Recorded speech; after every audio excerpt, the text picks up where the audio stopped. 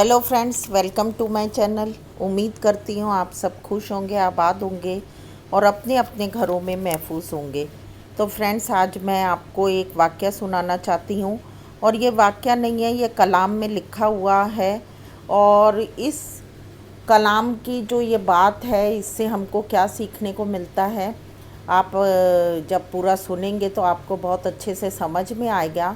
और आप सब ने सुना होगा हजरत सुलेमान के बारे में, जो बादशाह सुलेमान, या हम उन्हें किंग सोलेमन भी कहते हैं। तो जो बादशाह सुलेमान थे, उनके पास धनो दौलत तो इतनी थी कि आखिर तक, आज तक ना कभी किसी के पास हुई है ना होगी। और उसके बाद उनके पास इतना ज़्यादा उनको हिकमत मिली थी और वो दानिश थे, इतना ज़्यादा विजडम थी उनके पास, क्योंकि उन्होंने ये खुदा से मांगी थी। तो जब वो अपनी बादशाहत में थे, उस समय उनके पास एक ऐसा वाक़या उनके सामने आया और जिसमें उन्हें जस्टिस करना था, जिसमें उन्हें इंसाफ करना था। और वो क्या था कि दो खातून उनके पास आईं और वो झगड़ने लगी एक बच्चे को लेके कि ये बच्चा मेरा है, ये बच्चा मेरा है। दोनों ही औरतें इस बात को लेके झगड़ रही थी और उस बच्चे के लिए दोनों ही माँ होने का दावा कर रही थी। तो क्योंकि वो बहुत ही दानिशमंद राजा सुलेमान थे, बादशाह सुलेमान थे, तो उन्होंने बड़े ही बुद्धिमानी से इस फैसले को सुनाया। और उन्होंने थोड़ी देर तक दोनों औरतों की बातों को ध्यान से सुनते रहे। और उसके बाद उन्होंने कहा कि भाई, बच्चा एक है और दोनों ही माँ होने का दावा कर रही हैं, तो मैं एक काम करता हूँ कि इस बच्चे के दो टुकड़े कर देता हूँ और दोनों को आधा आधा दे देता हूँ। क्योंकि उन दोनों के साथ क्या हुआ था कि जब दोनों औरतें सो रही थी तो दोनों को एक साथ बच्चे पैदा हुए और उसमें से एक का बच्चा मर गया और एक का ज़िंदा था। और जिस औरत का बच्चा मर गया था, उसने अपने बच्चे से, मरे हुए बच्चे से ज़िंदा बच्चे को बदल लिया था।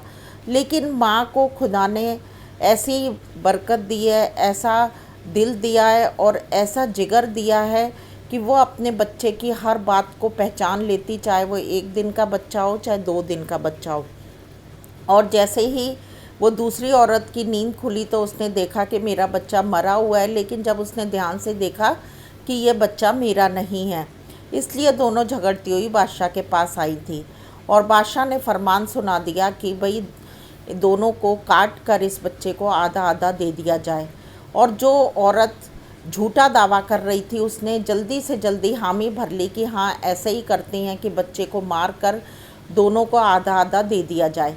लेकिन जो असली माँ थी, उसकी ममता उमड़ आई और वो अपने बच्चे के लिए तड़प उठी और उसने ये कहा कि नहीं नहीं बादशाह, इसी को ये बच्चा दे दो, लेकिन इसके दो टुकड़े मत करो।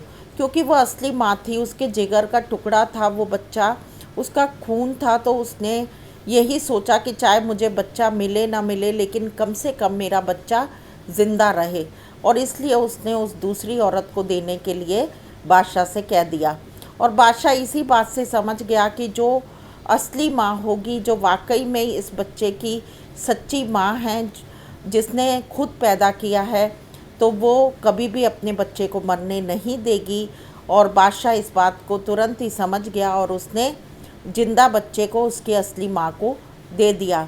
तो इस बात से हम समझ सकते हैं कि जो असली माँ होती है, उसकी पहचान हो ही जाती, वो हर हाल में अपने बच्चे का अच्छा ही चाहती है, बुरा नहीं चाहती है।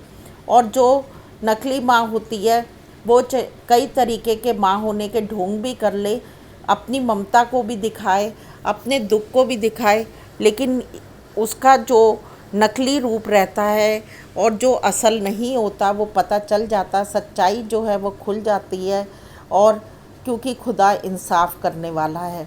और इस वाक़ये के ज़रिए मैं यही कहना चाहती हूँ कि एक ना एक दिन सितारा का भी जो सच्चाई है वो ज़रूर खुल जाएगी और लोगों को पता चल जाएगा कि इसने क्या क्या और ऐसे काम किए जिससे आज कौसर का बच्चा इस ज़िंदगी में नहीं रह पाया। कौसर आज बिना औलाद के रह गई है और कौसर के ऊपर अपने पहले बच्चे का, अपनी पहली औलाद का इतना बड़ा गम आ गया है।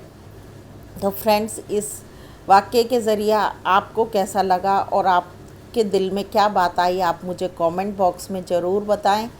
मिलते हैं नेक्स्ट वीडियो में। Till then bye bye. अपना और अपनों का ध्यान रखें, हमेशा खुश रहें और अपनी ज़िंदगी के फ़ैसलों को हमेशा सोच समझ के लें। Stay bless and be happy. करें वो उनकी मर्जी है, मैं अपनी तरफ से तो मैंने कोई फ़र्क नहीं रखा। तो खैर अभी यहाँ सब मैंने कहा अपने घर पर रहेगी तो ज़्यादा कंफर्टेबल भी है और वहाँ सबके साथ खेलती रहती है। मुस्तफ़ा तैयबा वहाँ पर, उल्टा फिर वहाँ पर किसी को देखो ना, जैसे कोई आ रहा होता है, किसी का एक्सीडेंट, किसी का क्या, तो उससे और तबीयत ख़राब होती है। मेरा दिल बहुत छोटा है, मैं ये चीज़ें नहीं बर्दाश्त कर सकती। तो मैं तो देख